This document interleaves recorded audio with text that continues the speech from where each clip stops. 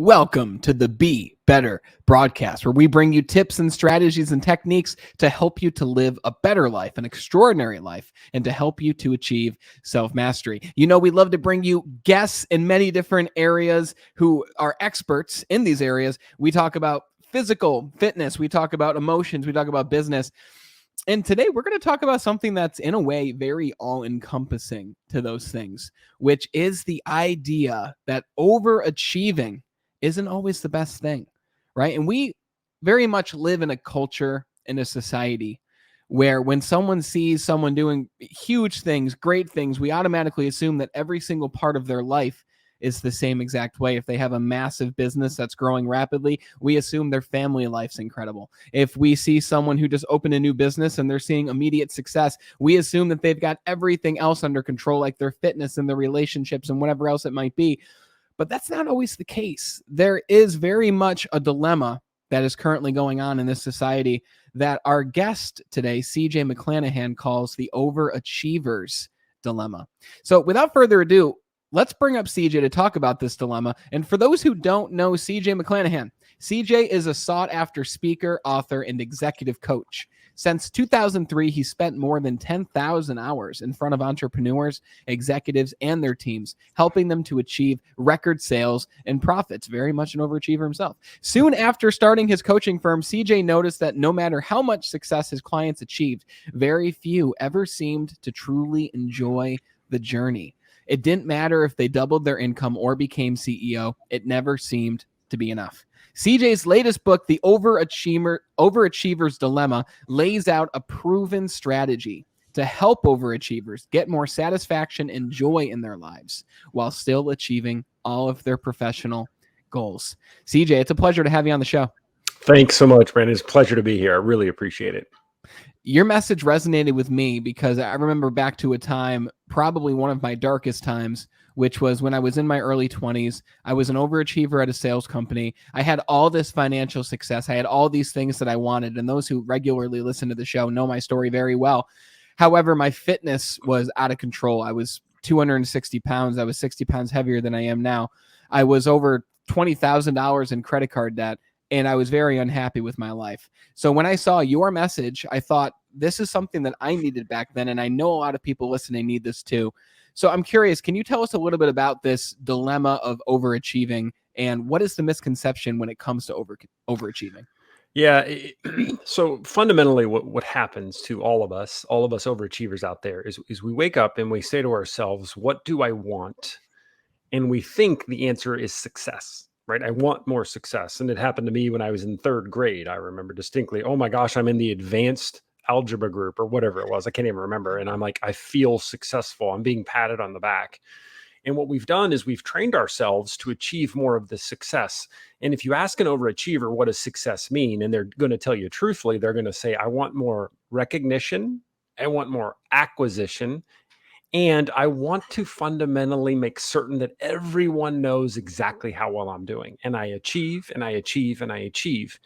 And what happens, unfortunately, is because all of that achievement becomes a little bit like an addiction, right? And the science behind addiction to heroin and the science behind addiction to achievement or overachievement is almost identical, really. What happens is that you get a little bit of it and it feels great.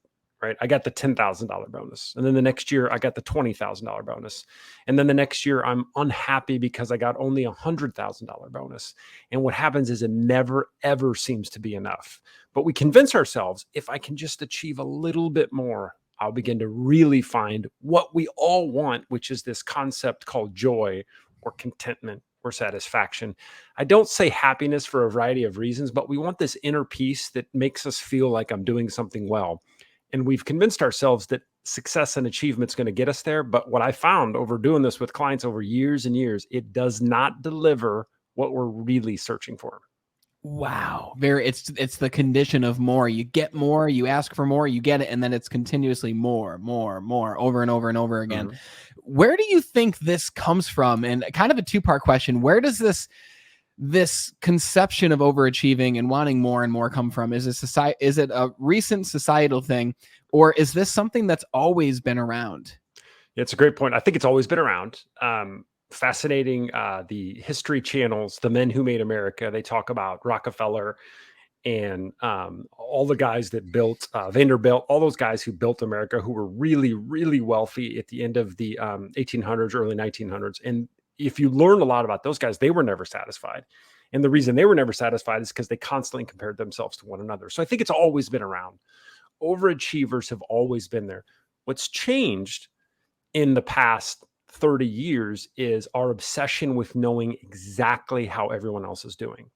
So in the 1970s, you weren't certain that your cousin his son just got straight A's and was admitted to Harvard. You didn't know. You might have thought maybe he got straight A's and was admitted to Harvard, but you didn't know for sure. Well, today, the instant the Harvard letter comes in the mail, they're posting it on Facebook so that everyone knows.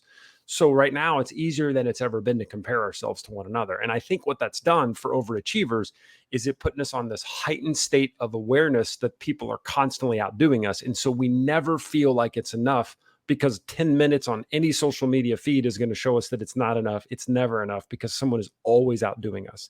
Is it going to get better or worse in the future? Unfortunately, worse.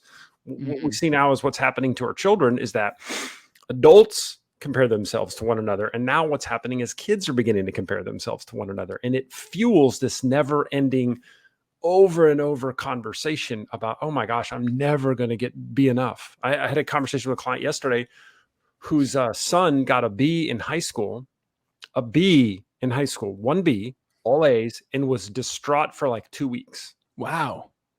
Distraught for 2 weeks because of 1B, and it never, ever seems to be enough. And of course, as parents, sometimes we pile all this pressure on them, compare ourselves all the time. It begins a spiral. Yeah, absolutely. It's funny you talk about comparison because I just read one of the chapters in Robert Greene's new book. It's The Daily Laws, and you just read one law each day. It's why it's called The Daily Laws. And he talks about comparison and how comparison is something that, like you said, will never go away. It's only going to become more and more apparent. And he says the difference here in the turning point is when you're able to not be envious in a destructive way, but when you do feel that envy, when you do want what someone else has, get proximity to them and ask yourself, do I have what it takes to grow and improve in the areas that this person is superior to me in? And with that mindset of growth, it's much better than a mindset of you don't have what that other person have. It's a mindset of you can get to that same level, but obviously a lot of work goes into that mindset.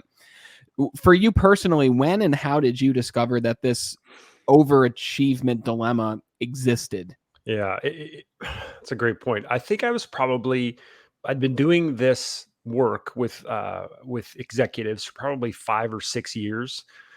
My income was growing. I kind of checked a few boxes of, oh my gosh, I'm actually going to be good at this. I was like, holy moly, people are going to continue to pay me and I'll be good at this. And then my clients they were growing. And one day I woke up and I thought, well, there's certainly got to be a correlation between my growth in my business and my happiness, my clients' growth in their businesses and their happiness. I assumed it was very linear. And I kept finding that no matter what I achieved, it was never enough. And I sat down one day and one of my friends was a psychologist, a good friend of mine. And I said, why are my clients never any happier? We set a goal, we achieved it. I set a goal, I achieved it. It never feels like I get any more joy or satisfaction or contentment. And I said to him, am I going to be like this the rest of my life? Just constantly achieving and never enjoying it? And he said, yeah, until you figure out what's really important, this constant chase for more is never going to bring you what you want. And I had I'm going to call it a crisis of the faith, early 40s, where I thought, wait a minute. If all I'm doing is helping people earn more money and then just put more stress and complexity into their life, what am I even doing? And I said, I have got to figure out a different way to bring satisfaction to people, because money and acquisition and recognition isn't what I thought it was going to be. If it was, I would just go make more money and I would help people make more money, but it just doesn't bring what people ultimately want, which is to wake up every day and feel like I feel pretty good in my own skin. I feel good like this is happening.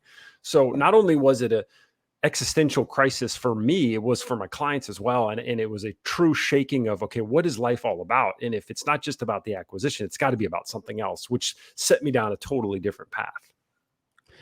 Very, very interesting. And I want to talk to you about your approach when it comes to that. But we actually have a question that came in that I'm curious to hear what you think of it. Abdul asked, how can we cope with competition the right way when we see someone who has more and we want more? What do you believe is a good way to cope with that competition? Well, that's a great question. I'd say a couple thoughts. So first is I like the one you brought up a minute ago, Brandon, which is this concept of you ask yourself, can I develop the skills to improve in the area where I perceive that person is better than me? Can I develop those skills? Do I want to develop those skills? That's first. The second one, which has really been really helpful for me, and I think for all of our listeners today, is this: at some point you have to say to yourself, if everything is important, nothing is important, which, by the way, is not my quote. I forget whose quote that is, but it's not mine. So if you write it down, don't give it to me. In ultimate, you have to say to yourself, I'm going to choose to be good in this, and then that I'm not going to choose to be good in everything. And you have to recognize that just because someone makes more money than you, or has flatter abs than you, or has hair, whatever it ends up being, whatever that person has, you don't always have to outdo everyone and everything. And you've got to get comfortable with, they are going to outdo me in that area, and I'm going to make a conscious choice to not have to be better than them in that area. And choice is a critical component of all this. And then there's also this concept or this recognition of however I'm put together, whatever skills that I've been given by whatever creator exists are where I'm at today. And there's a great quote from the Tao Te Ching that says, rejoice in the way things are. The minute you realize you lack nothing, you gain everything. Wow. And that brings a certain sense of serenity to recognize that I don't have to outdo everyone all the time. Now, I don't want your listeners to think that you can eliminate envy from your life, because you cannot. You will always be a little envious. Always. You can't build a moat around your brain that's the anti-envy moat. But what you can do is, when it comes, you can decide, I'm going to give it energy. I'm going to pour into it. I'm going to agonize over it, or I'm just going to recognize, oh, there's me being envious again, and I'm going to let that go. And it's a powerful philosophy to embrace as you think about comparison going forward. Wow, what an eloquent answer. I love that Tao Te Ching quote, by the way. Can you, what's that quote one more time? Can you say it again? He says, and again, I forget which verse of the Tao Te Ching it is, but he says, rejoice in the way things are. The minute you lack nothing, you gain everything. Wow, what a quote. What a beautiful, that entire book and teaching is incredible in itself. Yeah, it's fascinating, no doubt. I like what you said too about being aware consciously of that feeling of envy, and that envy is not a bad thing. And when we feel envious, we shouldn't have the need to feel guilty about being envious. And this applies to overachievers as well, because like when I was high up on the leaderboard in sales, I in a way felt guilty that I was succeeding at a much higher level than some of the other people below me. And I never had the conscious awareness back then to ask myself and to notice that, but it's all about being aware of those emotions. It's all about being aware of how you feel. Now, what's fascinating to me about the work you do is, if you looked at executives and you said, I'm going to help you to be more satisfied in your life, they're going to be like, dude, I can buy a self-help book for that. Right? Your way of getting into their world, I'm assuming, and what I'm going to ask you is, you get into their world by giving them all these ideas of grandeur, ideas of earning more money, ideas of acquisition. But how do you then get into their world and help them to see and realize what is truly important? Yes, it's a great point. Yeah, I certainly don't go to the marketplace and go, I'm going to make you more satisfied. Here's an invoice, right? It doesn't work that way. I come in and say, I am going to help you grow your business. I am going to help your business become more valuable. I am going to help your sales team, whatever it ends up being. And then once I'm in there, and when I say once I'm in there, it's not a year later, it's a month later, I say, just so we're clear, the money that I'm going to help you earn is not going to deliver what you want. Now, the goal of business is to grow and to improve the value of the asset that you've got here. So we are going to do that. But I want you to know that that is not the end goal. The end goal is more satisfaction in your life and less control of your life by the things that you acquire. Having said all that, I'm a capitalist. Let's go ahead and grow the heck out of this thing. But don't expect that that is the end all be all. And then once we get it, once I can get them to believe, and by the way, it might take me 10 years to get them to truly believe that, because it is a massive mind shift. And we're going against what every single person in the marketplace is telling them. So I begin to tell them that as soon as I possibly can.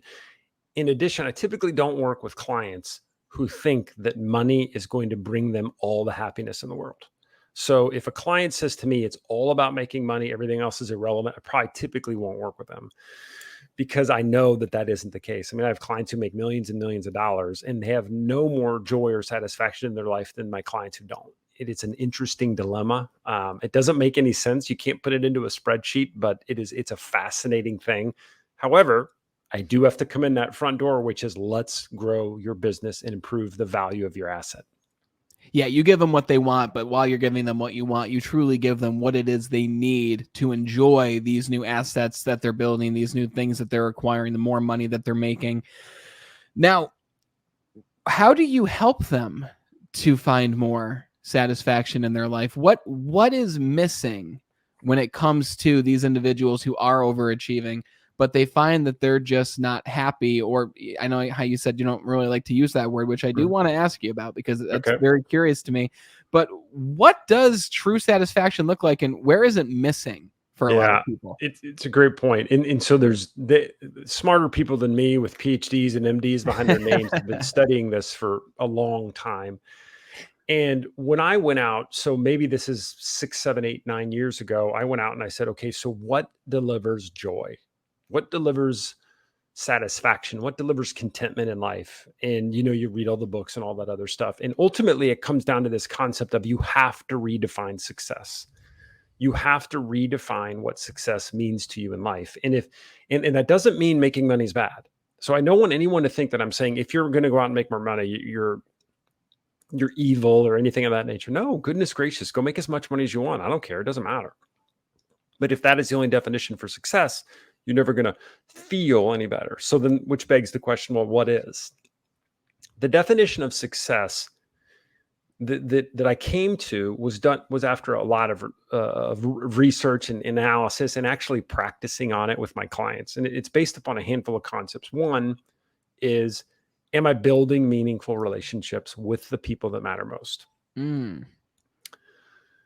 Gobs and gobs of books and research all go into this. And the truth is that if we don't have healthy, meaningful relationships with the people that matter most to us, we are not going to have the joy and contentment and satisfaction we want in our life, because we are wired to have relationships with other people, right? You've seen the movies, you've read the books, oh my gosh, my life is in disarray. I've got to reconnect with my kids or my spouse or my parents or whatever it ends up being. Well, why is that? Well, that's because we're wired to have relationships. That's the first. The second piece is, am I doing something that I'm passionate about in some way, shape, or form, or that connects with my natural talents?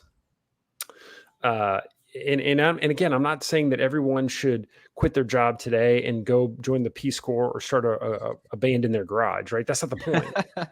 But am I scratching that itch? Am I scratching the itch to do something that I'm naturally wired to do and that brings me joy? So there's a book called Flow by a guy by the name of Mihail, last name I can't pronounce.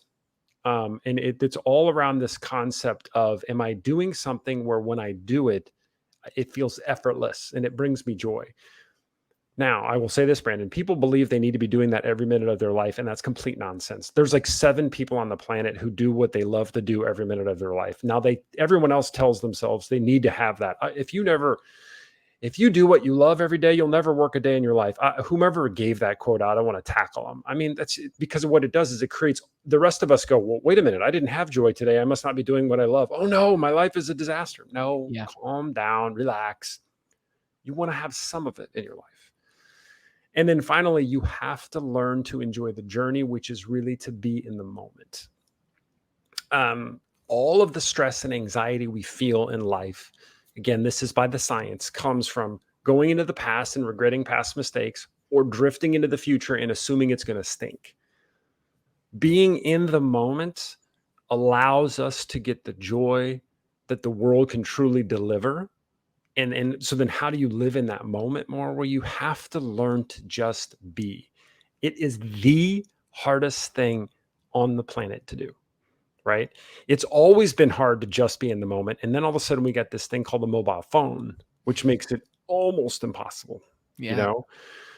But if you can learn to build some great relationships, if you can learn to do what it is that you're doing, that you're passionate about and that you're kind of wired to do, and then you can learn to be in that moment and get more joy out of that moment, you're going to begin to feel you're going to begin to feel a little bit more joy and satisfaction with your life. Now you'll notice I didn't say earn more. I didn't say get recognized more, right? It's different. And you'll also notice, Brandon, those three things I just pointed out there are almost impossible to measure. And that's what makes it so tricky, right? Because all of us overachievers, we love the math. I love the leaderboard, right? I want to go on the president's trip. I want to know my net worth is greater than this guy's. I want to win the 40 under 40 award or whatever it ends up being. I want the recognition that comes from people knowing I'm outdoing them. And I've become addicted to it. Now this guy named CJ, who is like an unlicensed therapist, is coming and telling me, you got to really focus on three things I can't measure in any way, shape, or form. And the answer is yes. And it's not just me. It's what the data says. It's what the science says. You keep doing it your own way, you'll out earn everyone. You'll turn 80 and look back and go, but I didn't enjoy any of it. Yeah, right? Absolutely. I mean, When it we comes need to some that joy state of from it. flow, not to interrupt you, but I want to touch on a few of those things that you said because they're very important. When you talk about the state of flow in the work that you do and you're doing something that you truly enjoy, when you're working with somebody who says to you, CJ, I'm not feeling the joy in my work right now. I don't believe that this is bringing out that part of me that's loving what it is that I do. Do you advise that person, and I know it's different for everyone, but do you advise that person to find joy in what they're doing and look at it in a different way? Or when do you recommend them to go find something that they can enter that state of flow in? Yeah, this is, of course, the classic consulting answer, Brandon, is it depends. If someone is 45 years old and they have 3 kids and getting ready to go to college, I'm not recommending they quit their job or shut down their business. But I would say this, regardless of where you're at in your life, you need to ask yourself, am I scratching the itch to find some joy in something that I do? So if you're an accountant, actually, let's take law. If you're an attorney, like I went to law school for a semester before I quit. No attorneys like being attorneys. I'm sorry for all you attorneys out there. We all know this dirty secret. It's not fun. You're an attorney and you're like, I don't want to be an attorney. It doesn't bring me joy, but I make a good money and I don't hate it. And then I might say to them, well, what do you enjoy doing? Well, I love coaching. I really love coaching and mentoring. Well, go coach and mentor someone on the weekends, at night, scratch the itch. Now, are there times, Brandon, where someone hates what they're doing so much that I think getting out of the business that they're in is the thing they need to do? And that's absolutely true. It's a little bit of an art and a science, okay? But I have had people over the years who despise managing a company and leading a company so much that I will say, listen, this is killing you. You've got to do something completely different. There are other times where people don't love it. And then at that point, I coach them. All right, well, we got to learn to enjoy it a little bit more. We've got to learn to find the gratitude in what it is that we're doing just a little bit more. Rarely is anyone going to be filled with joy from 8 a.m. to 5 p.m. every day. And my goal is to find out exactly where it is. Are they on that spectrum to decide what they need to do in order to put more joy into their life? Not complete, never ending from the minute I wake up to the minute I go to bed joy, but just more. Now, it's funny you mentioned the coaching and mentoring thing because obviously I look into all my guests and I was studying your content that you post, which is very good, by the way. You should go and follow CJ, especially where I was looking on LinkedIn because you got a lot of really good stuff there. But I saw one of your recent posts and I could be completely wrong. I'm totally assuming, but you said that you had a client who was looking to work with a young person who wanted to learn the ropes of business.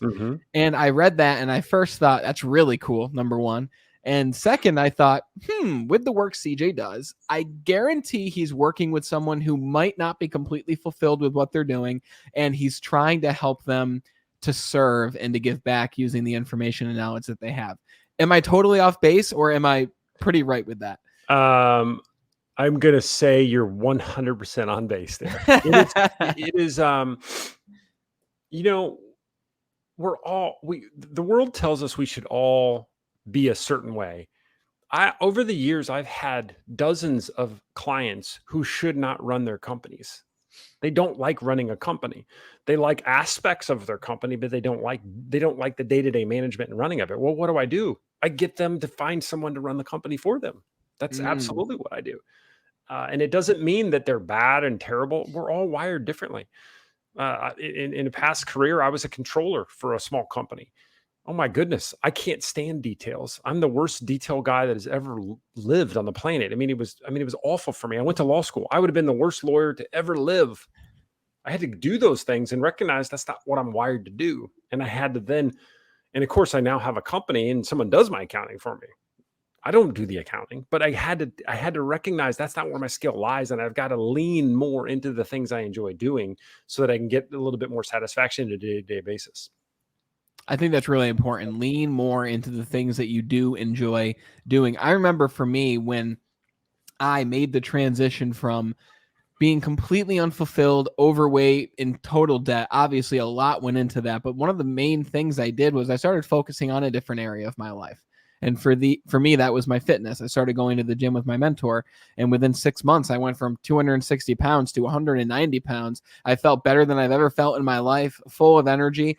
And that continued to propel me on this new path of personal growth, focusing on these other areas of my life that I was lacking in. But the main thing that changed for me, CJ, was when I went from selling to going to help other people sell and learning how to train people and to truly help other people to do what it is I was doing. And once I started taking these complete newbies in sales and helping them to literally change their life and pay off their debts and pay off their student loans and get the new car, get the new home, seeing them succeed, that's when I found my place. That's when I knew I was meant to train and to help other people. What have you found is the correlation between giving back and serving other people and how it relates to satisfaction overall in life or in your career? So, and I'm going to warn you in advance, it's a little hammer nail on this one because I'm obsessed with it. Cool. So when I started to do the research many years ago around this concept of satisfaction, I stumbled across a book called When Good Things Happen to Good People. And when I say stumbled, I have no idea how I found it. Just completely stumbled across it. It was written by a guy by the name of Dr. Stephen Post. And I read it. And fundamentally, the concept in that book is that there are quantifiable psychological and physiological benefits to giving. And I thought it was kind of hokey. There's karma. Oh, you're going to feel better if you give and all this other stuff. And I'm like, really? Is that true? Does that really work? Well, then, of course, that book led me to another book, which led me to another book, which led me to this. Stanford University has a science as a college. I'm sure if it's a college or not, but this entire center that focuses on the quantifiable benefits of giving. And what I found is that there is an enormous benefit to putting the needs of others in front of your own. In fact, the benefit of putting the needs of others in front of your own and the fact of helping others improve their lives will bring you more joy than the acquisition of things for yourself, assuming that you've already got plenty, right? And you've heard this study that was done by Rand probably 20 years ago, which at the time it was $75,000 a year. As long as you make $75,000, everything above it will bring you no more joy in life. Now that number is probably not correct today, but the premise is that there is a certain level of acquisition and recognition that you get to, and then you're kind of set. But what happens with giving is I can't tell you exactly why in your brain it works, but it absolutely works. My opinion, and again, based on no data, is the following. You feel better about yourself when you give to other people, because the moment that you reach out to someone and you know they need your help, in your case, it's the young person who needs to pay off debt, whatever it ends up being, you stop worrying about yourself. For that time period, you do not worry about yourself. Number two, once you stopped worrying about yourself all the time, it lowers the amount of stress and anxiety that you feel because you recognize, I have plenty in my life. I am completely blessed in my life. And now I'm going to go out and help other people. And so then it no longer becomes more and more for you. if you do this over and over again, what it does is it resets that success tracking device in your brain. And instead of needing to have more and more and more, your body says, just like Lao Tzu said, the minute I realize I lack nothing, I gain everything. And the minute you reset that, you begin to feel more grateful. Now, having said that, how do you feel more grateful every day? Well, there's a gratitude journal and all these other crazy ideas. I believe it is hard to feel grateful unless you give, because unless you give of yourself to others, you don't truly understand how well you've got it. And by the way, it's not me saying this. I mean, the data is absolutely crystal clear. So 7 years later, my wife and I started giving a ton more. We've never regretted a minute of it. I sit on boards. I do a lot of philanthropic things. I'm not a philanthropist. And by the way, Brandon, if you ever see me put philanthropist on any of my LinkedIn, you call me out on it. Okay. I do it. I give because I love giving. I'm addicted to it. I mean, I absolutely love giving. It's better than getting a new client. It's just a great feeling. It feels so good. Oh, it feels great. It happens time and time again. Now, is it easy for me to convince executives that this is the true key to bringing more joy and contentment and satisfaction in their life? Full transparency, it is proven to be tricky. It is a tricky path I'm going down right now, but I will not stop because I know deep down it will bring them more joy than more acquisition. What part of it's tricky? Because you can't, people, right, wrong, or indifferent, Brandon, people have a scarcity mindset in their core DNA. And so what they think is, every time I give someone else $1 of mine or an hour of mine, I am depleting my resources. And they equate the depletion of their own resources with the happiness and joy and satisfaction they can have in their life. And they think that if I deplete my resources, I am also going to increase the likelihood that I am going to run out of my resources. Yes. Right? So how do you help executives to get over this? Because I've noticed even with a lot of big corporations and even ones I've worked with and for, they have like this idea of, well, I have this set amount to give and I do it because I think that it's simply the right thing to do. I believe that intention is very important when it comes to giving, because you can just give to give because you feel like you have to, or you can truly give because you want to, because you know the good that it will do for other people, but also the way that it will make you feel. Now, what are some easy ways that you ease people into giving and you kind of help them break the ice with it before they go off and start their own philanthropic expenditures, right? Like, how do you ease people into the idea of giving? Because a lot of people think that giving is only giving money, but that's not the case.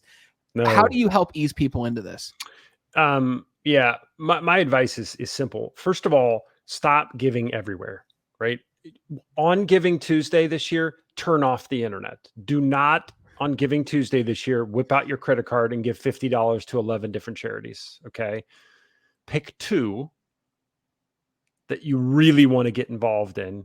Call them up and say, I want to get involved. I want to go deep. Now, which 2 do you pick? That's a whole separate conversation, but you've got to really understand what brings you joy and what are the problems you're most passionate about solving. For me, it's leveling the playing field between the haves and the have-nots. And by that, I mean leveling the playing field for opportunities. So for young people that don't have the same opportunities that my children have, I feel really called to level that playing field. And so when organizations I find do that, I'm very interested in helping them financially, connecting them and donors, that sort of stuff. So number 1 is pick something. Number 2 is make a commitment. Now, when I say make a commitment, I'm not saying write some gigantic check that's going to put you in the poorhouse. I'm saying tell that leader of that nonprofit, I would like to volunteer on a regular basis. 1 2-hour event on a Saturday in the middle of March, once every 2 years, is not going to deliver any joy or any satisfaction in a meaningful way. You've got to get in the game, and it requires that you make a commitment. Okay. And the commitment, and what's so hard about making that commitment, Brandon, is obviously every time you're like, well, if I commit, then what if I have something else come up? Then I have got to choose this over that. Right. It's a commitment. It's absolutely a commitment. Third thing I recommend people do is share your story with others once you get involved. So, Brandon, we all go out to dinner with our friends. And what do you talk about when you're out to dinner with your friends? Nonsense, right? What movie did you see? How's your job going? That sort of stuff. But the next time you go out to dinner with your friends, I would say to someone, tell them about the place you're volunteering. And what happens is people will see your face light up in a way that they haven't before, because we're excited about talking about the problem we're solving and the difference we're making. And if you do those subtle 3 things, I'm not asking you to radically transform your life or take all your kids' college funds, just tiny, tiny changes. And that's a way to dip your toe in. And I can promise you this, once you dip your toe in, you're going to want to jump in your whole body, because it is fun, right? And it brings you tons of joy. So powerful.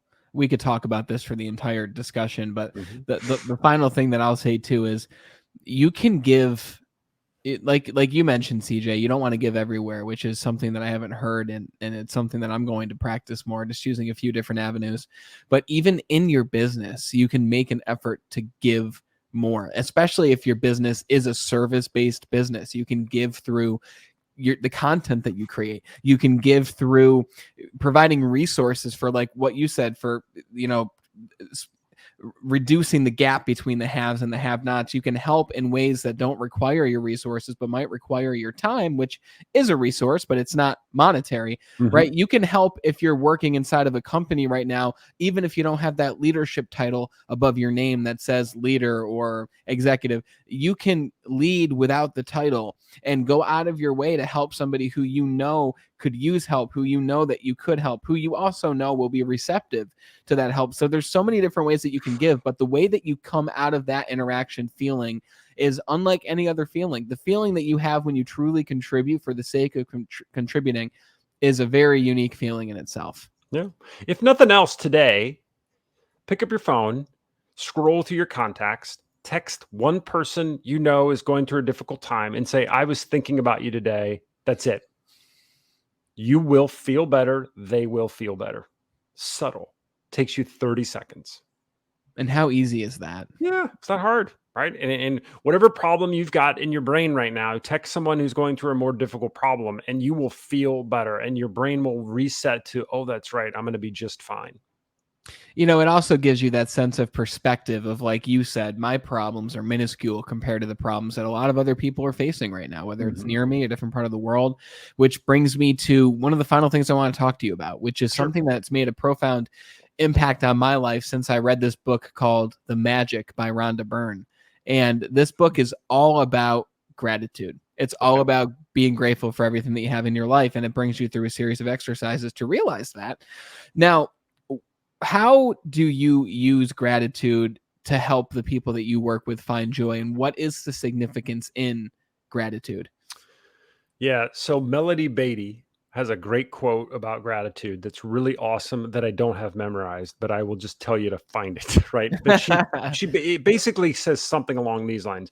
Gratitude brings fullness into your life. It turns a house into a home, a meal into a feast, an acquaintance into a friend. And ultimately, gratitude is a pair of glasses that you put on that changes the way you see everything in your life, because your perspective is everything. And when you have a grateful perspective in life, everything you go through, you can manage, you can deal with. And again, it will certainly show you that you've got plenty, and it will change. It will change the way that you feel about everything you have to deal with in life. But it is hard. Now, why is gratitude so hard? Well, first of all, we're not wired for gratitude, because everyone on the planet says that think about marketing, Brandon, and you're in marketing and I'm in marketing in some way, shape, or form. Marketing is all based upon one fundamental concept, which is you lack something. Oh my gosh, you don't have new shoes? Well, your life can't be satisfied. You only have one Lexus? Brandon, we're getting ready to come into the Christmas season where every other ad will be the 9 Lexuses in the driveway with bows on top. Yep. Oh, you mean you didn't give your wife a Lexus this year? How dare you? But as long as we can get to this concept of putting on these glasses and seeing life through grateful lenses, it changes everything. Because again, back to our buddy Lao Tzu, the minute you realize you lack nothing, you gain everything. Well, how can you realize you lack nothing? Well, it starts by being grateful for what it is that you have. Fundamental. In fact, I would argue this. Without gratitude in some way, shape, or form, you cannot enjoy life. You can't, because you will always lack, and you will always say there's something missing without some gratitude in your life. I always think it's this fundamental underpinning underneath which everything else is built, because it allows you to enjoy the rest of life. You know, where I find a lot of people get confused too when it comes to this is a lot of people, when you say you got to be grateful for what you have, people are like, I am grateful for what I have. But the thing is, what I found is gratitude isn't something that you aren't grateful. I found that gratitude is something that you practice. And I found that gratitude is a muscle in itself. And the way I explain this to people is when I started practicing gratitude on a daily basis, I started to, like you said, which I love, I started to see different things. It's like I put on a different pair of glasses, a different set of lenses for the world, and I would see things that other people wouldn't see. And I remember specifically, and I talk about this so much, people probably sick of hearing about it, but I remember specifically when I started to realize this. I was on this shuttle with a bunch of other new hires on the way back to the hotel during a training class. And there's like 20 of us on this bus, and everyone's talking about the day. Everyone's talking about what's for dinner, all these things. And I literally was like, guys, and everyone looks at me, and I'm like pointing out the window, and I'm pointing to the sun shining through the trees. And I was like, look at the way that the sun is shining through the trees right now. Look at how angelic that looks.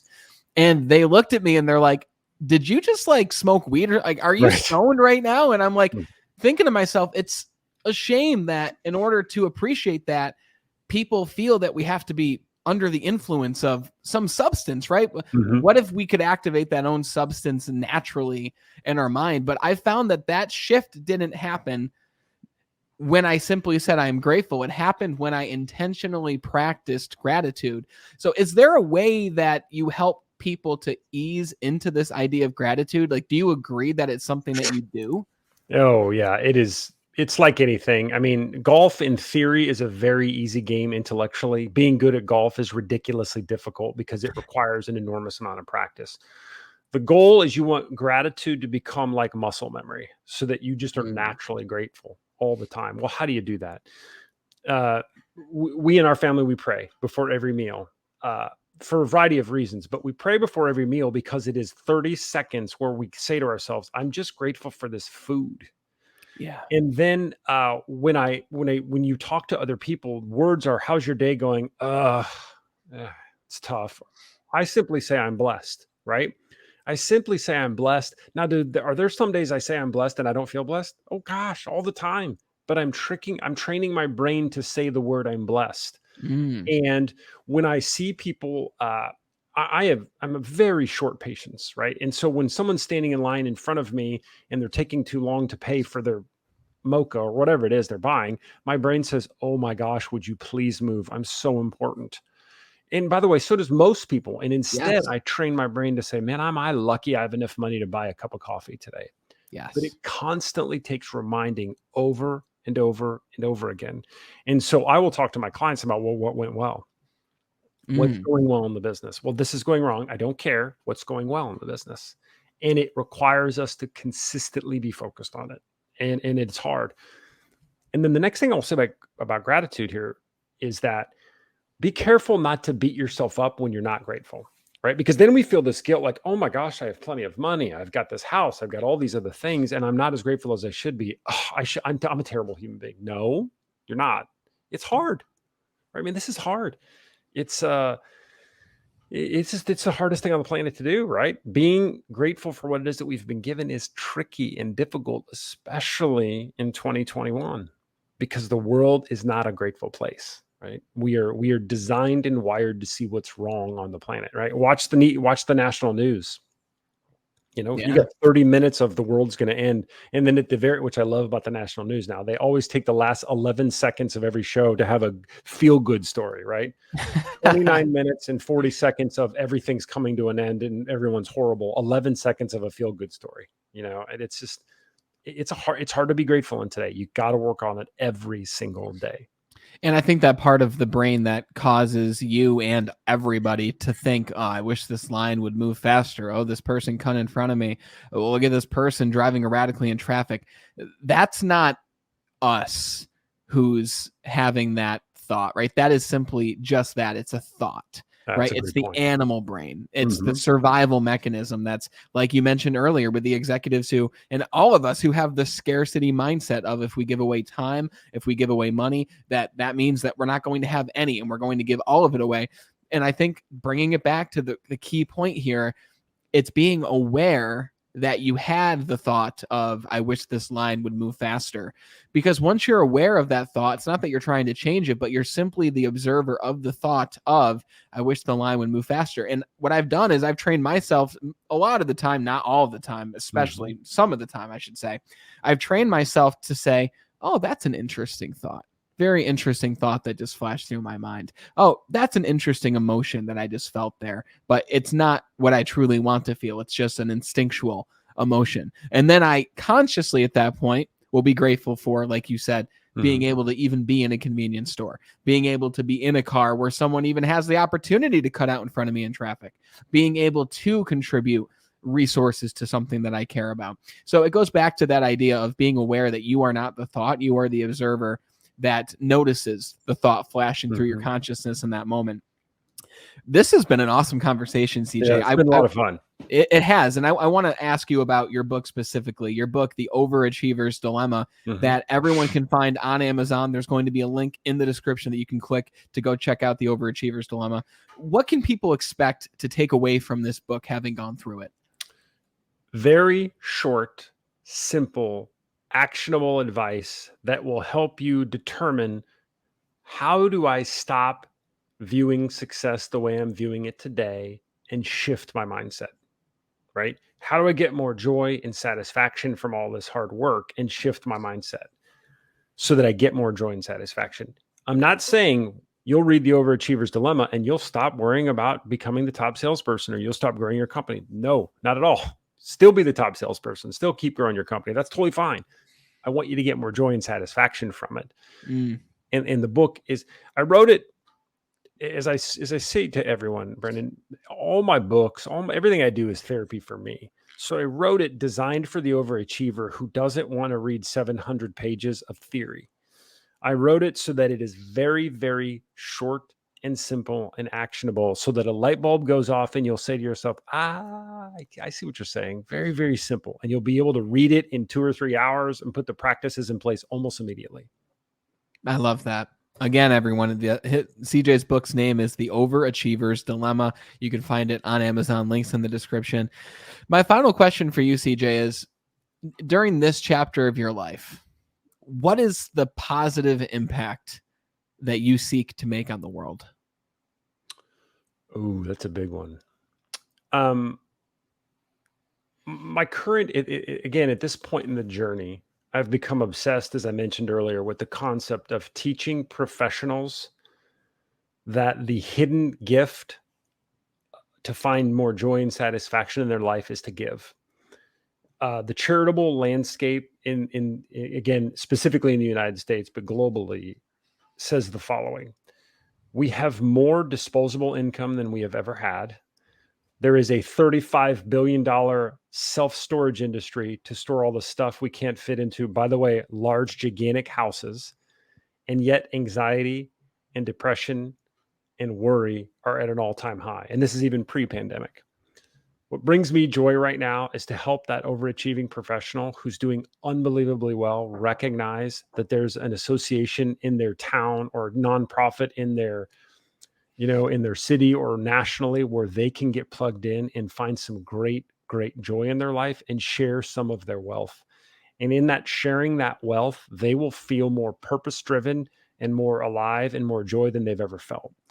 And in this chapter right now, I feel as though if I'm not talking about it on a regular basis, I'm not doing what I'm supposed to be doing, because just helping people acquire more is not bringing me the joy that I always wanted. So I'm really focused right now on helping those professionals out there recognize that in addition to having great businesses, in addition to making lots of money, you've got to focus on the needs of others. And that is going to bring you the joy that you really want. And again, in the business world, because business people are so good at growing things, which we're great at growing things, the nonprofit charitable world needs not just our money, but they need our advice and our guidance, and they need us to be plugged in, because the problems that ail our world are very, very fixable if those with means get connected.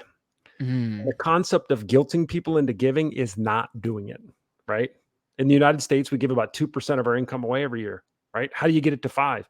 You don't get it to 5 by banging people over the head that you're wealthy, you should be giving. That's not working. What you got to do is remind people that, listen, you want some joy? Get involved in the game and you will love it. And so that's where I'm at right now. And that's what I'm really passionate about. Beautifully said. Well said, CJ. This was a pleasure. Thank you so much for your time. And I look forward to the next time we can have you on the show. Awesome. Thanks so much. Appreciate it. What an enlightening conversation, all about overachieving, the problem and the dilemma with overachievement, and how we can solve that problem. We can solve it through asking ourselves, what is it that we really want? What is it that truly brings us joy in what it is we do? What is my unique ability? And how can I use those unique abilities and skills to make a difference in the lives of other people, in my company, my organization, in a nonprofit, in an association, in my hometown, my community, whatever it might be? How can you give back? How can you give? How can you serve other people who might be less fortunate than you, who could use what it is you have? As well as talking about these principles of gratitude and really looking for the things that we have in our life and practicing this ritual of gratitude on a daily basis. Rewind this conversation, go through it again and again. This is one to re-listen to over and over. And as always, the only price of admission for being on the broadcast and watching this show, we don't run ads, that we don't have sponsors. The only thing that we ask is to share this show with one person if you found any value from this show whatsoever. If you found anything that sparked your interest, anything that made you think in a different way, anything that educated you on a specific topic, share this show with just one friend. That is how the broadcast is growing. We've grown a lot over the last 4 or 5 months that we started the show, and it's all thanks to you sharing this with one person who could use it. Dr. Rob Bell, 2 awesome gents here. If you were here, it'd be 3 awesome gents. Dr. Rob Bell, I hope you're doing great. Thanks for tuning in. And thank you as well. Oh, I love your name. Oba Kwelu. I hope I pronounced that well. It's great to have you tuning in as well. Thank you for everyone who tuned in and asked great questions. I hope we answered them all. Thank you. If you didn't leave a comment, no worries. Just be sure to share it. And until we talk again next time, continue to be better.